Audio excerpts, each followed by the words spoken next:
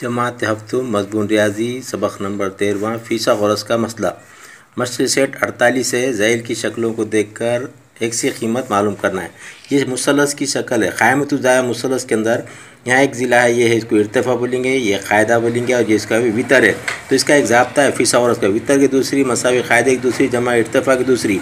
अब यहाँ पर क़ायदा मालूम है और इर्तिफ़ा मालूम है, और हमको वितर मालूम करने का है एक सी कीमत। तो वितर की कीमत यहाँ पर x की दूसरी, क़ायदा कितना है 24 की दूसरी, जमा इर्तिफ़ा कितना है यहाँ पर 7 है, 7 की दूसरी 49 मुरब्बे आना ज़रूरी है।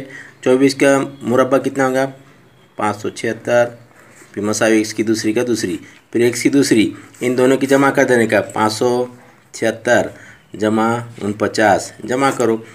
9 में 6 मिलाओ, 15 के 5 हासिल का 1 और 7 8 और 4 12 के 2 हासिल का 1 और 5 6, कितना हो जाएगा 625।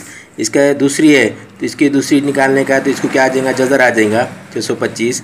ये किसका मुरब्बा है 25 का मुरब्बा, इसका मतलब इसकी कीमत क्या हो गई 25 आ गई। इस तरीके से बाकी सवालात हल कीजिए। और मशक़ी सवालात 49, इसमें भी फ़ीसा ग़रज़ का मसला दोनों के जवाब अगर एक जैसे आ गए तो वो सलासी आदात है।